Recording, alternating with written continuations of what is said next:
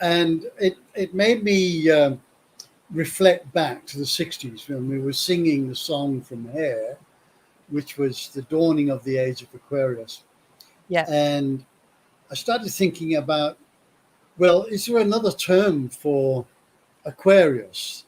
It's very well known in astrological terms, but what does it translate to in terms of this new paradigm that we're moving into as a human family? So unity and transparency came as probably the most predominant thoughts there. So unity means that we are all connected. We have the realization that everything and everyone is connected. This is the state of unity, as opposed to disconnected and disunity. So that's one aspect of it. And the other one is transparency, which we are beginning to see all of the inklings of it, which is where the whistleblowers come out and the truth is revealed. So there have been many secrets in our history and currently as well. And so sometimes the truth gets masked, it gets hidden, it gets buried completely.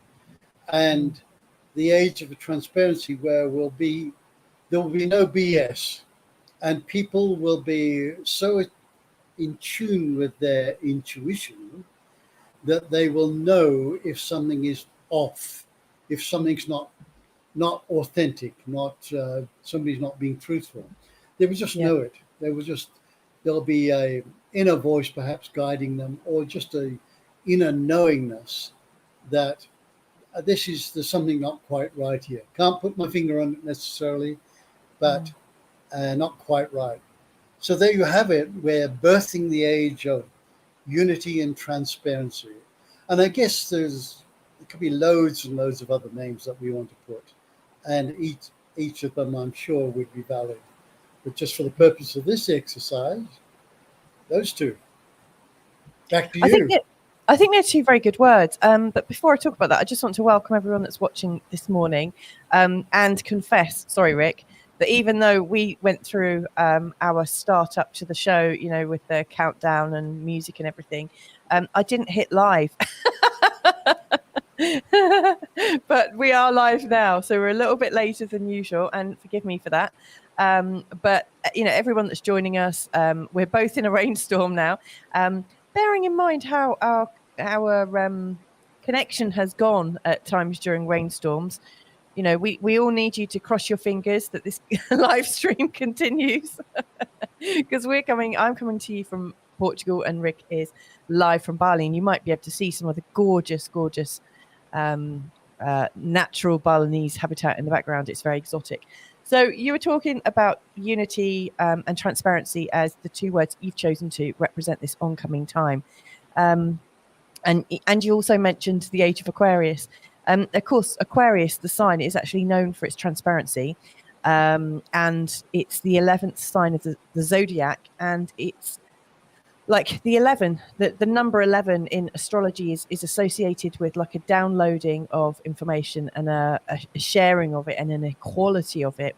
And it's kind of like the brotherhood of man, brotherhood, sisterhood. So it's less personal and a lot more community based. Like there's not much possession associated with that sign. Now, it's funny, isn't it? Because like we talk about things and there's always a flip side. So there is this idea of this unity and transparency, but Aquarius, which is ruled by Uranus, also represents technology and equality and the idea of everyone sharing everything, everyone being at the same level.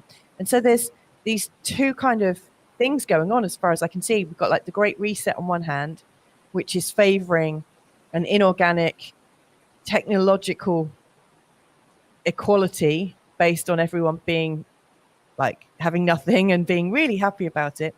And then there's the other one, which is based on I've lost Rick. Oh my goodness, was I talking for so long? And the other one is based on the idea of liberty and sharing. So we've got this kind of flip side going on, which is a little bit disturbing. Did you just zone out on me then? I lost your for No, about a second. somebody must have uncrossed their fingers. I just lost it there for a moment.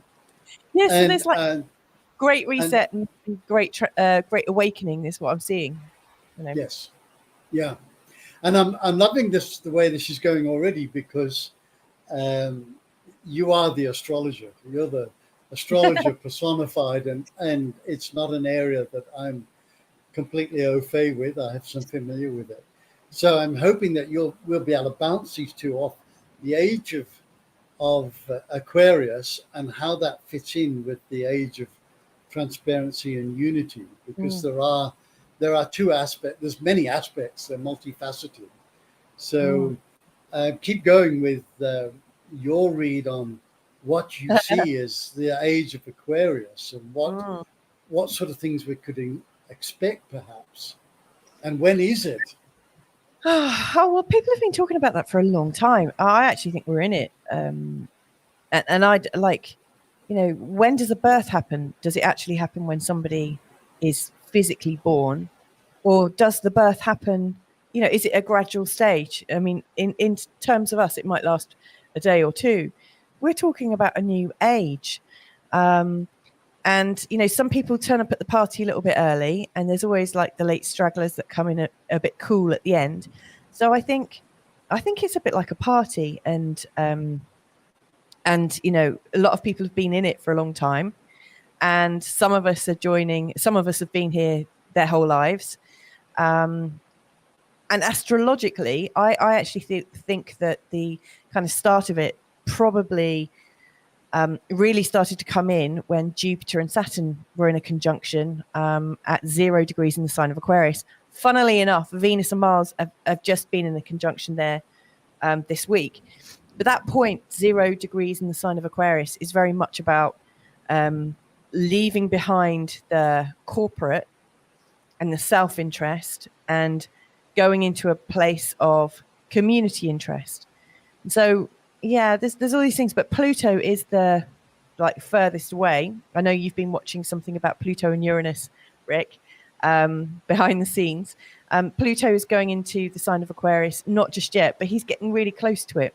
And wherever Pluto goes, it shakes things up very, very deeply. But it takes a long time for Pluto to finally cross over. So I still think we're a few years away before people really recognize that we're in it, you know? I think we are. Yeah, What do you lovely. think? Well, we know that we've been in 2,000 years of a Pisces, which is two fish swimming in opposite directions. It's really exaggerated duality, the duality of two fish and Yeah. opposing. So we've had, if we look at some of the structures that we've had for a very long time, our legal system is opposing. Somebody wins, somebody loses. Yeah. So our political system is two parties bickering and fighting and opposing each other. So that's a sort of remnant of the age of Pisces. Of course, there's some very positive aspects of Pisces being a water symbol, but the age of Aquarius is 2,000 years of peace, love, and reconciliation. So if you put those 4,000 years together, it makes sense that the transition period doesn't just go to 2,000 years and suddenly pop into the Aquarian age. It could be, who knows, it could be 100 years in transit.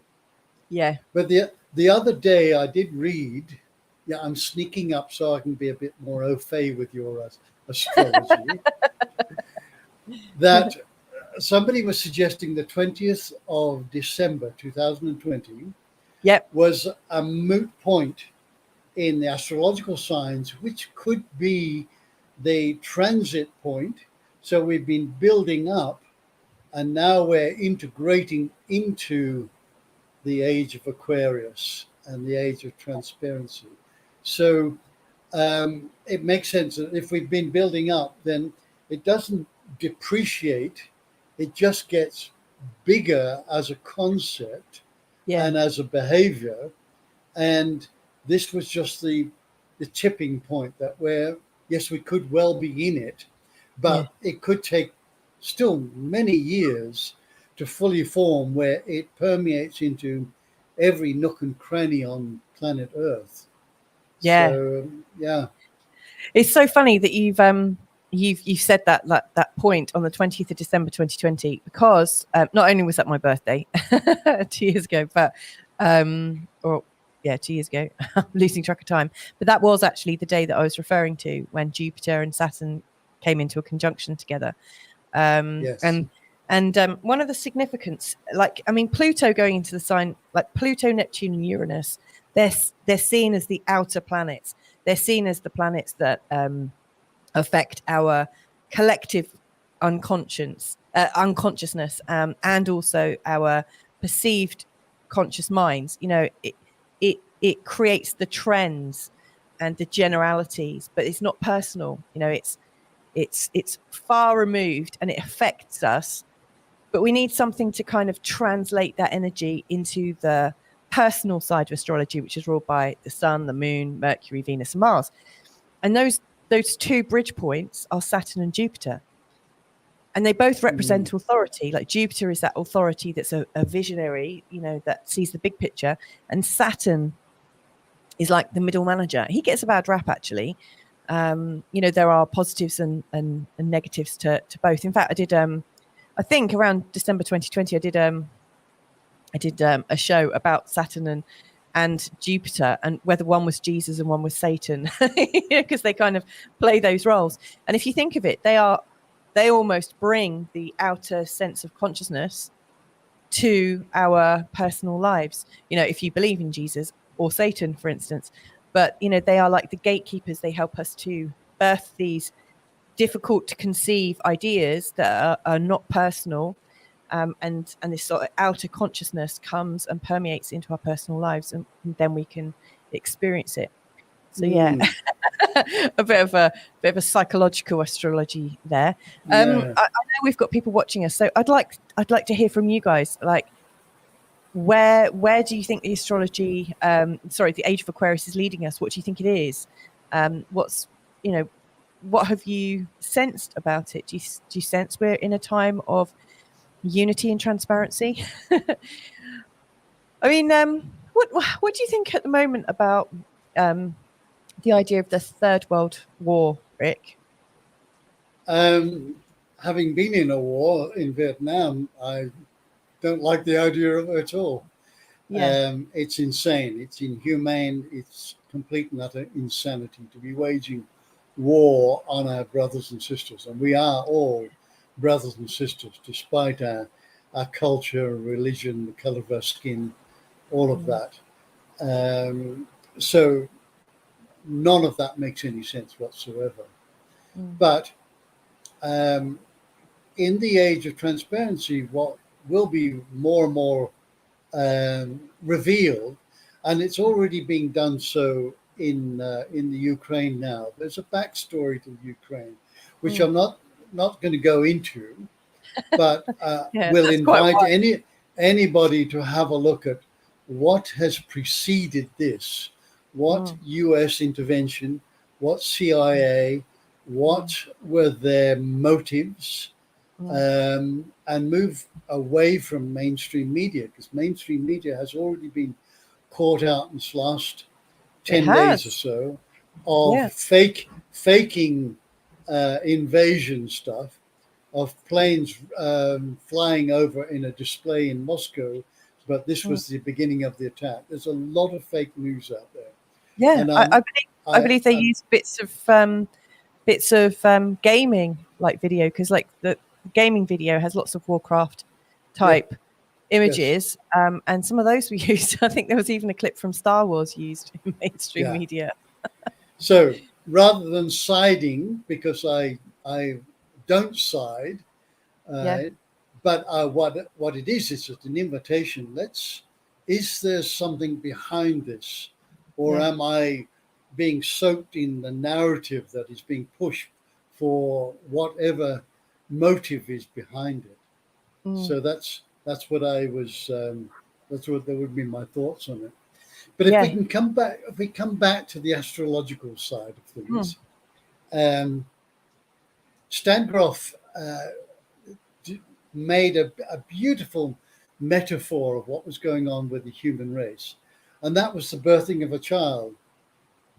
So, and coming back to your original statement, I think the age of a human being begins at conception. So we tend to negate 9 months of life, and the life begins when it comes outside the womb. But look how much activity and life and energy and love transpires in the womb as the birthing. So I've always professed that that's the true age. You can add 9 months to any human being to get the true age of them. Oh my God, I'm older than I thought. and me. 50's around the corner. Oh my God. I just missed my 76th birthday. Oh no. So Stan Grof talks about 4 stages of birth. Yeah. When the fetus is in the womb, enconsed in a lovely sac and warmth and the mother's heartbeat, this is the comfortable zone. It's just absolutely blissful, right? Providing there's no horrible exterior activities going on. But that's a very comfortable place. And then the labor starts, but the cervix is not fully open, so not dilated enough that the child can move fully down the birth canal. So there is a disruption to the comfort that is being experienced. And then this slow passage down the birth canal, which, if you can imagine, is just so constricting, even that the skull is soft and pliable in order to come through that. So this is the stage 2 is the loss of comfort. Stage 3 is almost an entrapment, that there is no way back and there's no way forward temporarily. Right? And then there's the bursting into this usually light-filled, probably air-conditioned, and in the old days, thankfully not now, but if you hadn't let out a peep, you'd be hung upside down and smack your bottom before you've even had done anything wrong. Right? Yeah. So those 4 stages appear, he's sort of superimposed them on life. And we go through these phases where it's all very comfortable. And look at our lives as an example. Pre-COVID, how, we could travel, we had some spare cash. Not everybody obviously has that. But from a Western developed nation, we were very, very comfortable. In fact, too comfortable. Right?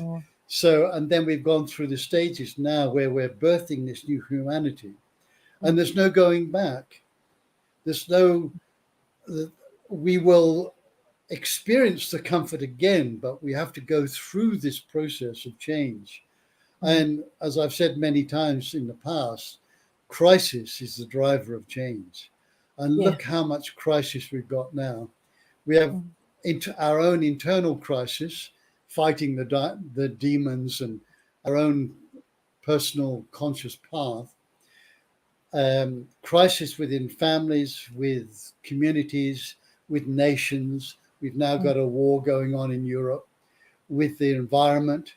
So all these crises have occurred for us to view them and to remedy them and fix them. But it's jolly uncomfortable going through this and being overwhelmed with what's going on. And I think we both, in the last few weeks, have experienced some of this overwhelm of just trying to make a modicum of sense out of what's going on. Definitely. Well, there's so much I want to say.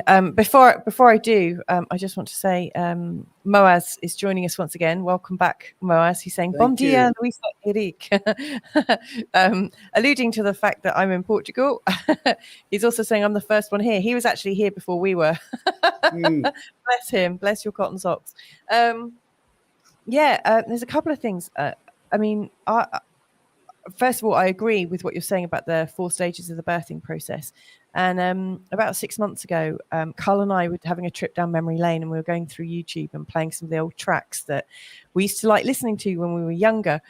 And all of a sudden, there was this feeling of the good old days when we knew we were safe, or we felt we were safe. And I don't know, there was something, there was a kind of feeling of innocence, and this feeling of nothing can come to us. You know, we've got opportunities, and we'd kind of gone back to the early 80s, you know, where all of a sudden everyone was, or people seemed to have more money, there were more things to buy, there seemed to be a lot more opportunities. And I remember thinking, I wonder if my children will have this sense of feeling, and they'll have it in a different way. But I was very nostalgic for that time. And of course, you know, in the last 10 years, in the last decade, I've realized that I was in the birthing canal, and having my head squeezed, it felt like everything was coming at me. And I agree that that's where we are. But in the analogy that you shared of the birthing process, I also recognize that in the pre-stage, you know, when you're growing in your mum's tummy, there is this feeling that all your needs are taken care of, that you are at one with the divine. You know, that you don't have to want for anything, in fact, because it's given to you. Whatever you need is there for you. And that's the beauty of it. And at some level, it's like a fall from grace when you're born, because all of a sudden, you know, you're not fed on tap. Things don't just come. Like, you know, the body's amazing how it regulates temperature and makes sure you get everything what you need, you know, in a healthy pregnancy. And then when you come out, you're in this stage of needing to learn how it is to be a baby, and how to work with your mum, and also how to work with your dad and siblings and things like that. So it's a huge decoding process. And your safety is never just there until you learn that you can still be connected to the divine. But there's so much more about the co-creation. And that is also very reminiscent of what we're going through right now. You know, we've been in this space of feeling like we're having everything provided for us. And actually, we're moving into a stage where we need to work together.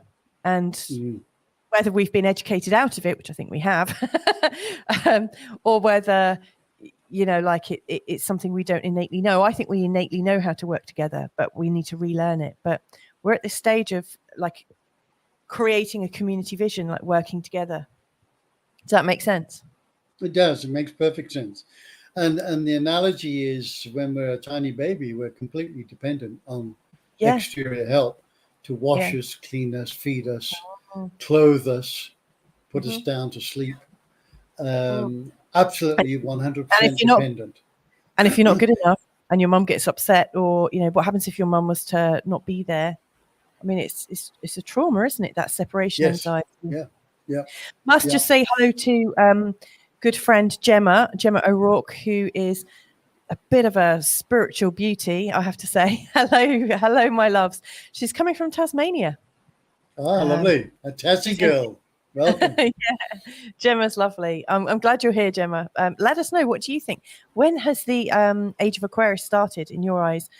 Or is it still coming? And also, what does it mean? I'd love to hear your view on that. Sorry, what were you saying, Rick? So if you look at areas of our life that have been very comfortable, it's when we could depend on the government to have our back. It's when we could depend on going to the doctor, and the doctor would have a solution. We could depend on going and getting an education. We could depend on there being jobs once we finished our education and we've gone into the workforce. And then we could depend on getting paid. Obviously, there's anomalies to all of those, but we've been in that beautiful, predictable, dependable age, and that's all been dismantled, certainly over the last couple of years, where people have lost their jobs and lost their health, lost their benefits, lost their insurance, lost their car. So is it any wonder that this is a really disruptive time? And you're exactly right. The day of the fiercely independent person is over, and that the only way out of this is unity, and unity represents collaboration and cooperation. Those are manifestations of being united. So we are now finding there is an extraordinary groundswell of groups that are finding each other and working in collaboration to try and improve situations for us. So Wow. very interesting time. Yes, I would agree with that. We're joined also by Mateja, coming from Slovenia. Hey, Mateja, how you doing? Really nice to hear from you and to receive those lovely greetings. I hope it's lovely where you are at the moment. We were talking about like the idea of war and what that might represent and how we might want to, how we might choose not to get sucked in by everything that's being shown to us. There's a couple of things. There's an astrological thing I want to share, and actually, I'll let you know right now. I'm about to do a video about it, but there's something coming up which I think actually represents the birthing, like the head coming out of the vagina. Like we've got Jupiter and Neptune coming up in a conjunction in April in the sign of Pisces, and Pisces is the last sign. It's about the great collective, like the collective unconscious. Jupiter's about expansion and belief and spirituality, and also being lucky and being in the right place at the right time, a feeling of well-being. Then we've got Neptune, which is the planet of great creativity and spiritual longing, and like the urge to merge at one sense. And we've got these two merging and infinite beings in the sign of Pisces, which is the ocean or the universe. I mean, it's so vast we can't conceive it. So there is this kind of very cosmic heart swell on its way. Now, imagine my surprise when I was looking back, because this is what astrologers do, obviously, looking back at the last time. It happens every 13 years, but not in the sign of Pisces. So every 13 years, it's in a different sign. And every 13 years, it births a new, very spiritual and creative potential for everyone. So I was thinking, I tracked it back and tracked it forwards through the different signs to see how it would relate in my chart and Carl's chart, because I think that's obviously very useful to do. And then I thought, let's have a look at the last time it was in Pisces. Because as with everything, there's a start point and an end, even though we're in a continuous kind of spiral. Possibly, I should say that. There is a point where we come around again and go around the spiral again. There's this idea of a start and a finish on this infinite journey. And that start and finish is recognized by the sign of 0 degrees Aries. So it's the end of Pisces, the beginning of Aries. So this is the last Jupiter and Neptune conjunction of this cycle of 166 years. I went to the last one, and guess what was happening as the last one happened? It was the ending of the Crimea War. Wow. So it had been going on for a while, and there was a lot going on in the Crimea. There was the Crimea War, and I think it was called the Treaty of Paris, was announced literally at the time of the Jupiter and Neptune conjunction. So we've got this war that has started, alleged war, or the ideas have been told to us. I mean, arguably we could say we've been in World War III for decades, or that World War II has never ended.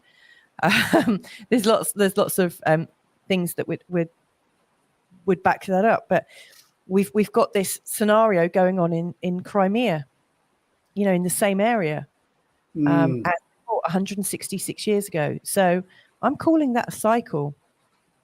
There is these stories that come round again. Yes. Yeah. Very interesting. And it's for us to sort of like birth and remember and decode, I think. Just a bit unusual. The last time it happened, I was packing my bags coming out to visit you in Bali. Very special time for me. We've got Mateja's just popped in and said, "I'm fine, thanks. Came out of the birthing canal. Nice to connect with the both of you." Oh, that's great. Thank you. We do it every Wednesday, Mateja, and you're very, very welcome to join us. It's really great. Thank you. Yeah, so we've got that recurring pattern. The other thing I wanted to comment on, you were talking about like we're in the age of, or going into the age of unity and transparency, with the idea of Aquarius and everything being transparent. What we're being shown right now looks like it's transparency. So we've got social media and the news all coming together, and also activists, like individual sovereign journalists recording what's going on in their own countries. So it appears everything is transparent, but it's not unified. Mm-hmm. Yes. Or, you know, we've got big pockets of population that are unified in one way, and the other is very weaponized, I think. But I think with transparency needs to come responsibility. So I think we're also in the age of reasonable transparency. We're learning about it. And as I panicked at the start of COVID before I got a sense of what was going on and whether I could rely and trust on the media and what we were being told, this time around I haven't really panicked at all, because I feel like I've learned a lot about the responsibility of it over these last 2 years. So I think that's going on as well. Yes. Yeah. I would concur.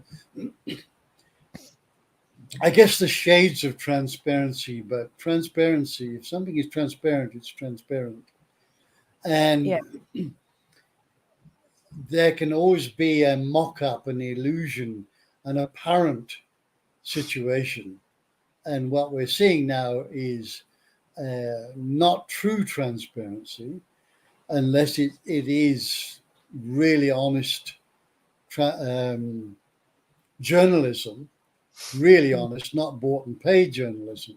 Yeah. So in essence, there is still this overlap from the old age of you can tell it a half truth or an untruth, and you can mask it with some fluff around it, and it looks like it's the truth.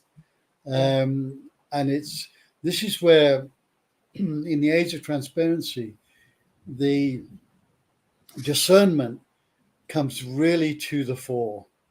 When we're growing our consciousness, we need to grow our responsibility, but also our discernment. We have to question. We have to be curious.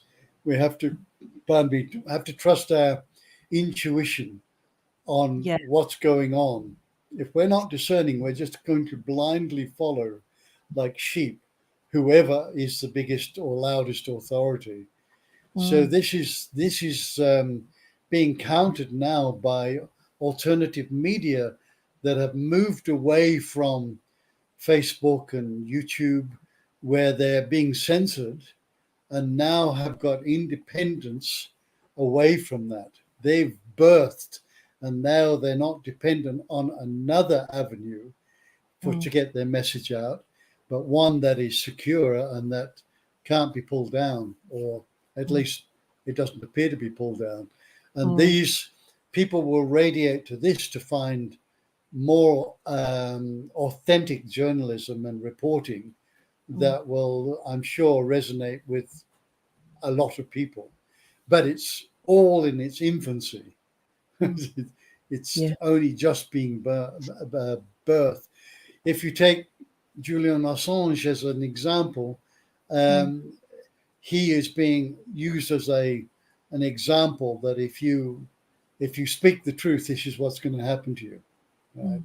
And it's an incredible injustice to this man. But he has never ever sold out.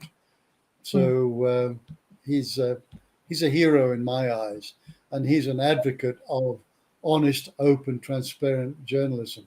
And that's all he did. He just reported what was already known, and of course he got his fingers burnt. Yeah, really burnt. Oh my goodness. I absolutely am with you there on all of your sentiments. In terms of unity and transparency, then we've come up against the idea of as this happens, there will be a need for discernment and also a need for responsibility. How do we arrive at that place? Because I almost look at the media, and it reminds me of a little toddler, and obviously I've got a toddler, as you know, and they get to this stage where they think they might be able to spin a yarn, like they do something, they're questioned on it, and they don't yet have the skills to be able to say, oh yeah, actually I'm not following your rules for this reason. They're not able to articulate what's going on or really own where they are. And so they've got this kind of sneakiness, like this idea of let's try this, because didn't know how to do it any other way. And I think that as we come into this time of unity and transparency, there may be that, like, I don't think we can have transparency and unity without seeing where we've all been part of the problem. This isn't just about a disease. This isn't just about Russia. This isn't, and arguably you could say that all the themes that were going on during the time of pandemics are exactly the same things that are going on now during this war. Sorry about the use of bunny ears, but I'm not entirely sure that the terms that we've been given are actually accurate. But what I see, what I sense is, once again, there is this this idea that there's something that needs to be controlled, and there is the birthing of freedom. There's a sense of people standing for freedom and opposing control. And interestingly, the people that were calling for control against medical freedom are now the very people that are asking for freedom against a different oppression. So it's like we're living in a time where people are choosing which oppressions they want freedom from, but condoning it in another way. And surely unity and transparency is about freedom for all. And, like the idea of censorship, that what I say can go out, but, you can be censored if you say this, and this bad. There comes responsibility, but you can't talk for freedom unless you allow everyone it or the chance. Yes. And so it's going to take a lot of maturity, and we have to look at our actions, because we've all tried to censor people, no matter how great we are. Maybe you not, because you're a bit wiser than me, but like my instinct at one point was, get these people off the telly. Shut it down. Yeah. You sort of posed the question, how do we combat this, or how do we deal with it? I believe we should be driven by our values. We should be able to define our values and embody them, and never sway from them. For instance, I know yours is and mine is integrity. Yeah. So fear of consequences is a driver of people's behavior. They fear the consequences. Remember when Bill Clinton looked the cameras in the eye and millions of people behind the television and said, I did not sexual relationships with that woman, right? Lying through his teeth. The fear of consequences was so strong in him that he couldn't admit the truth.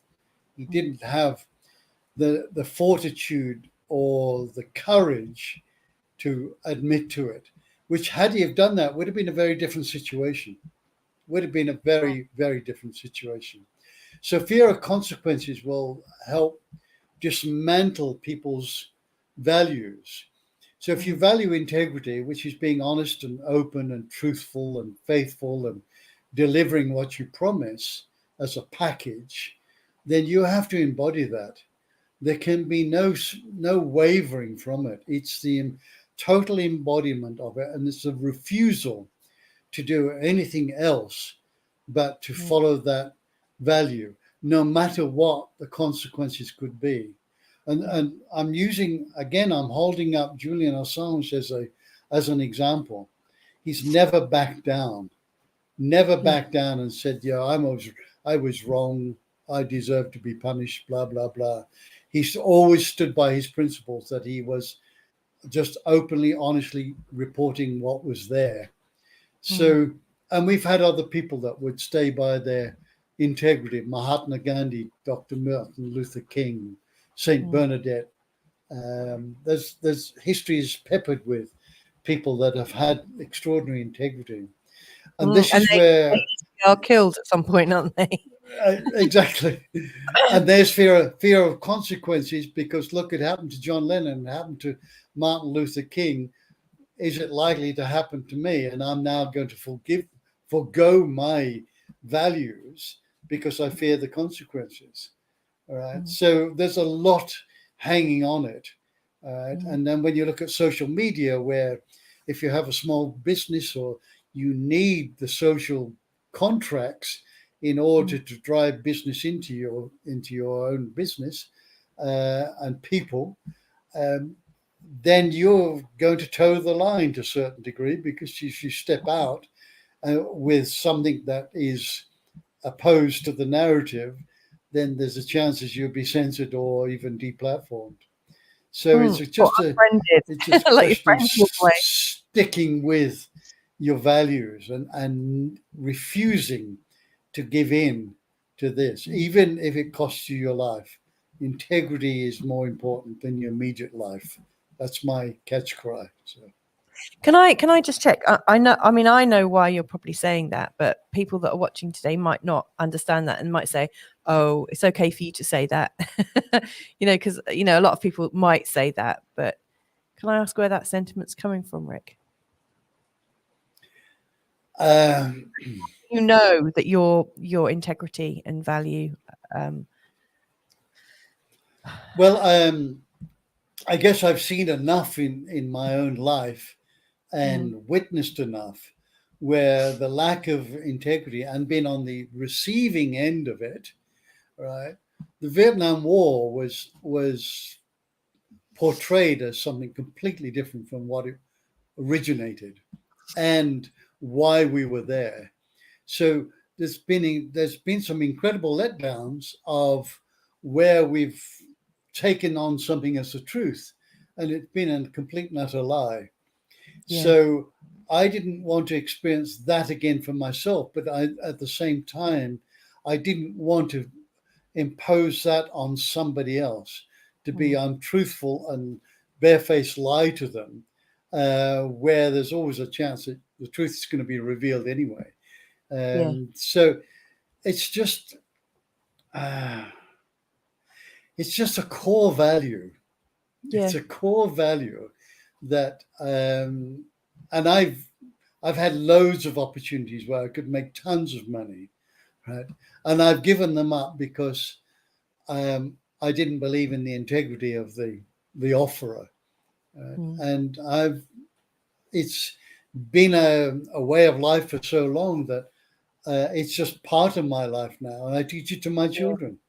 Yeah. Right? I teach them about being honest, and if you say you're going to do something, you say you're going to clean your room, then you ought to do that, because that's integrity. Right? Yeah. And they know with me that if I say I'm going to do something, I'll do it. Sometimes I might get caught up and need reminding, but if I've said something and I'm going to do it, I will do it. And I guess to a certain degree, there's an expectation that the people that I'm close with would feel the same way and perhaps behave the same way. You're one of them. Oh, bless you. We've got a comment from Gemma. She's just come in and said, "Great discussion, beauties. Love the urge to converge coming together with embodied integrity. How sweet this is. Agree, Rick. This is the hill on which I die." Wow. Yeah. I mean, Gemma is somebody that I know who has your level of integrity for sure. And it's a tough one, isn't it? Standing for something and not accepting anything less than that. Now, one thing that can come up that I'd like to sort of like get your ideas on is like when we do have a value as to what is absolutely important to us, and like this is the hill that I die on, so to speak. How like this is what the people who would argue against integrity and values would say. They would say that's all well and good, but we're in a society where we all have to get along, and there is a need for social contract, and there is this need for us to kind of work together, you having your special moment of your special integrities and everything is causing problems for everyone else. How can we reconcile that in a unified and transparent collective? I'm asking that as a devil's advocate because, as you know, I don't give a toss. I really don't give much of a toss. You know, I will kind of go ahead with all the things that I think are reasonable, but I would never, or up till now, I've never really done anything that's gone against my morality. But Yes, I just think you're going to be able to explain it and help me understand it. Like why? well, you've answered your question, and that is being very, very certain of where you stand. And also, you and I know that we don't die. These physical bodies Yes. would stop breathing, but Yeah. there's great solace in that which animates these bodies continues and is infinite.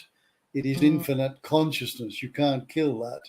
So when we take the eagle's eye look at it, these lifetimes are just little tiny specks of sand. And we've had many of them, and there's many more to come. So I don't have a fear of death, which makes it infinitely easier to follow my integrity, because I'm not worried about the consequences.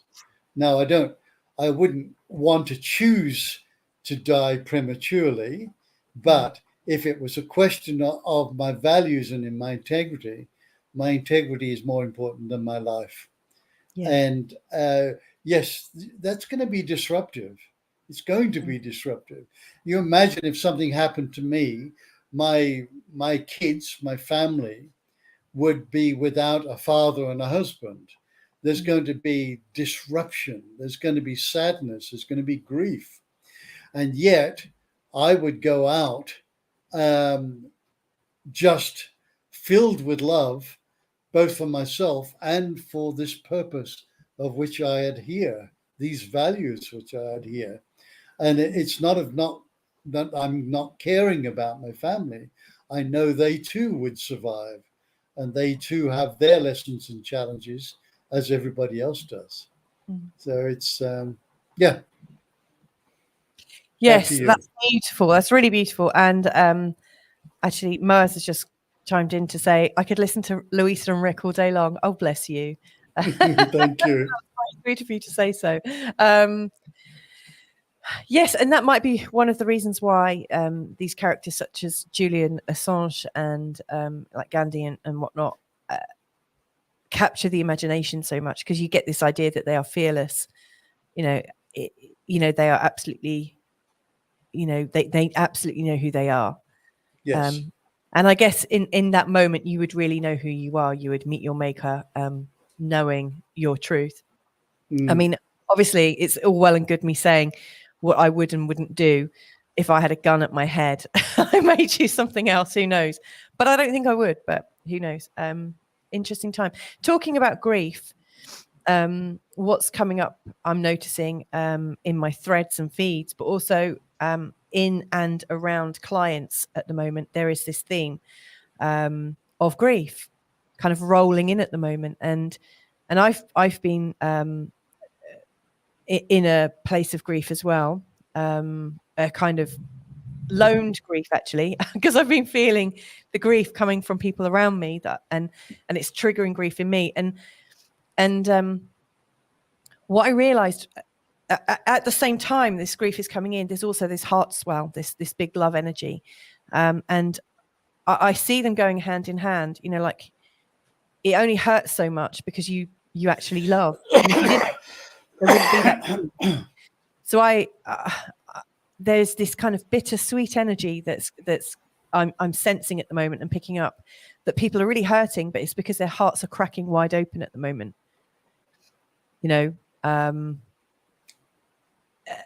And I think this is the perfect timing of, the approaching Jupiter and Neptune, conjunction in the sign of Pisces. It is this heart swell. And I think as we are going round the zodiac clock this time, and this is really marking almost the end of it, this heart swell is I think, cracking us all open spiritually. Yes. Sorry that we're so croaky, by the way. I notice you're clearing your throat a lot, but Yes. I'm clearing my throat. It feels like there's a lot being processed at the moment, and as an empath, I really pick up on it. Yes. I'm reminded you're talking about cracking open. When an egg is cracked open from the outside, life ceases. When it's cracked open from the inside, life begins. Yes. So we are cracking open from the inside. And I got, excuse me, I got an image of, let's say we've got a garage and it's just been filled with years of junk. There's old tools and boxes of stuff. And we've got this, we're fortunate enough to buy this nice new car. And the task ahead of us is we have to clean out all that junk in the garage in order, otherwise the car's going to be stuck out in the weather. So we have to go through this junk, sort through what we want to keep, put it in some order, and discard the rest. And there's no way of doing this without, because there's stuff that the family wants to keep and then wants to get rid of. No one person can go and do that under normal family circumstances. So we are cleaning house now. And in order to do that, we're cleaning out old trauma, old pain, the pain of existence, the pain of being human, the pain of injustices that we are wearing as a human family. Remembering our DNA goes half from mum and half from dad, going back and back and back. Our cultural imprint, our fingerprint of culture goes back and back and back. So we are now, in order to clean up and birth the new humanity, the age of transparency and unity, we have to find all these areas of disunity and illusion that we've been telling ourselves and carrying ourselves around with us like a rucksack full of river washed stones holding us back. We're having to clean up through these. And in order to do this, we have to face them, we countenance them, and allow surrender into the grief, surrender into the pain so that it can be released and make way for the opposite of fear and pain, which is love and unity. So this is a natural process that we're all going through. I've been going through some extraordinary grief this last couple of weeks. Really? And I know where it's coming from, and I'm just come on, baby, come on. Yeah. And with sob uncontrollably, knowing that part of it is one of them, which strangely enough, I was watching some old Britain's Got Talent, and I would see occasionally a very shy person would come on, and they would sing like a bird, and the audience would be all up on their feet, and they'd get either a golden buzzer or four yeses. And what was coming out for me is the times and ages and lives that I've gone through where I've never been acknowledged. Been acknowledged. And it was just a chain link of unacknowledged, unseen, being invisible. And it was amazing to go down this path and to relieve it, radically surrendering into it, radically accepting, not fighting it, denying it, squishing it, just let it play out, let it play through the body. And it was coming out at a cellular level. I could feel it releasing from the cells. So this is part of our process of awakening. We have to sift through that which works and bring it with us into the new paradigm and allow the other to be discarded or to be melted away like cheese on toast. You're making me hungry now. I absolutely love that. I love the fact that you've brought up the idea of our genealogy and our DNA and the timeline of that. I was interviewing somebody yesterday about like what are timelines actually, that sort of came up. But a few weeks ago, I had a conversation with somebody I'd been in communication with for about 5 or 6 years, a woman who's a scientist. And I noticed that I put an extra emphasis on that, didn't I? A scientist, like that makes more truth, like more important. She was somebody who trained in molecular science and was a field application scientist and worked with PCR tests, funnily enough. And she was a scientist through and through, really like sold on it and lived her life like that. And then she noticed that her children, her 2 lovely children, had an autism diagnosis that kind of got stronger and stronger and stronger each time they had a vaccine. And so she actually looked at things again and went on this massive journey of inquiry about whether the science was actually accurate. But to cut a long story short, in her research, she has got more and more metaphysical. And she was sharing with me that our DNA records all of the patterns and the epigenetic patterns of 14 generations. Now, I've always, in the last decade or so, I've been thinking I want to live in such a way that I'm protecting the next 7 generations. It doesn't occur to me that my impact might last 14 generations.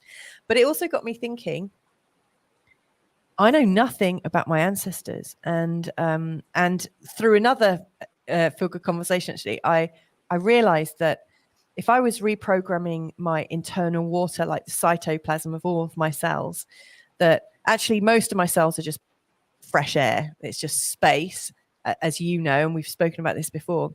But then any water component that could be vibration, like it's vibrational energy, you can reprogram love and it could spread like a virus through your own body. But I realized I couldn't actually impregnate love into or like really love my DNA until I extended that fully, absolutely 100% fully, to my parents or to my grandparents or my great grandparents. And it occurred to me that like any level of unforgiveness that I had towards any of my predecessors, that's an unforgiveness to myself. We share DNA.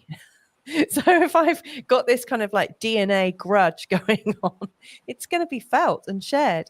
And so it's become like this sort of obsession with me now that I'm kind of blessing my cells and loving them and trying to find out as much about my sort of DNA inheritance as I can. I've listened to my parents talking about their parents. And funnily enough, they say, well, we just didn't know how they lived. It wasn't the thing to ask questions.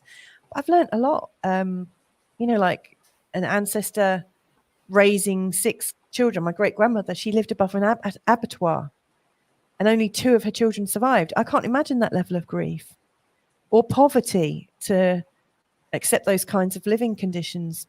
But at some level, that epigenetics will have been carried through. So yeah, you're right. Like we're talking about grief and getting the junk out. We're doing it not just for ourselves, but our whole family lines. Yes. Yeah.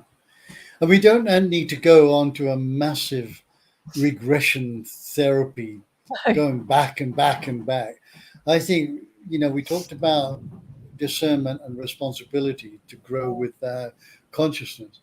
We can consciously take full responsibility of all known and unknown causes that I have created harm. Yeah. Right? And that will release us from the time track, but there will be some stuff that's hidden that will come up. When that comes up, then it can be viewed and it can be seen for what it is, and we can take full responsibility that I was the causation of something, right? And I let it go on the basis of that we've come into this incarnation to experience the duality, right? That means that we will be playing both sides of the yin-yang symbol. We will be both good and bad, masculine, feminine, day and night, right? So that in a state of exploration, we've come to explore both sides of the duality. And in essence, there should be no, of course, society will punish us and we will be removed if we continue to cause harm. But in essence, all we've come to do is experience it. And then having experienced a particular side that said, this has resulted in harm to myself or somebody else, I would now make, having experienced that, I wouldn't make that same choice again. I'd make a different choice. Yeah. Right? So how would we know what we want until we've established and experienced what we don't want? Yeah. So it's that the releasing process is being totally responsible for every action that we have taken and the reactions that have occurred and the repercussions on other people, on the planet, on animals, insects and birds, all of that. It's just going deeper and deeper with the responsibility. And again, we don't. It's not punishment. We're not degrading or self-sabotaging ourselves. We're just acknowledging the truism of, yes, I've caused harm in both in this lifetime and I'm sure in many, many other lifetimes. And I'm very happy to be released from that burden. It doesn't serve me anymore. Yeah. I love that. I absolutely love that. And I do think, we're going to wrap this up in a sec, but I do think that part of that has come from our cultural ideas of shaming and how we deal with that. That is why we have to hide possibly the sides of us that we don't think are worth loving. Yes. Yeah, very deep stuff. And I'm sure we can pick up on this theme again, because to me, it feels like we could carry on talking, but I've actually got to leave the studio, and I know you're a busy man, but my gorgeous husband needs to come in and record his morning show. So I just want to thank everyone that's participated today and that is enjoyed connecting with us. I had a realization the other day, Rick. I had a really lovely live stream with my friend Jay. I'm practicing channeling, as you know. I'm doing it every couple of weeks, just practicing it.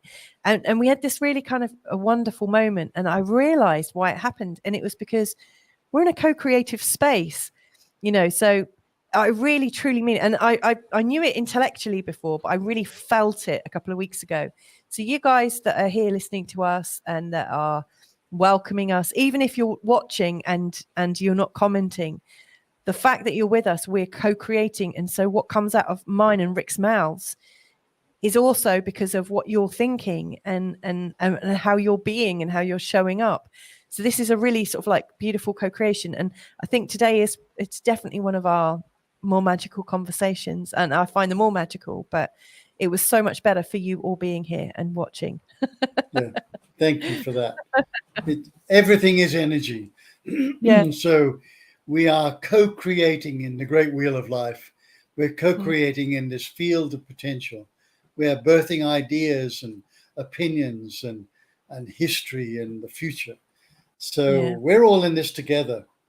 And we really are. You don't have to be outspoken. You don't have to necessarily do anything. You're just part of engaging in this energetic field that is growing exponentially every day, just by showing up and just being there. So thank you. Yeah. Oh, no, thank you very much. Last word from Moaz, who also follows my husband. He's saying, if you're planning to move to Portugal, go to the Good Morning Portugal show. Thank you so much, Moaz. Bless you. It's on the channel Expats Portugal, but it is called Good Morning Portugal. Thank you very much. Yes, so beautiful. Until next week, thank you so much for joining me again, Rick. I love you so much. Thank you. Love you too. Love to you and yours and your wonderful life and all the good that you do. Very good. And the same back to you. Keep doing what you're doing. You're making a difference. Oh, one last comment from Gemma. You guys are the shiz. Agree, Moaz. I will look forward for you both together, Louisa and Rick. Such grace, insight, and wisdom. Love right back to you. You helped us create that, Gemma. I love you. Thank you, Gemma. Till next time. All right. Bye for now. Bye-bye.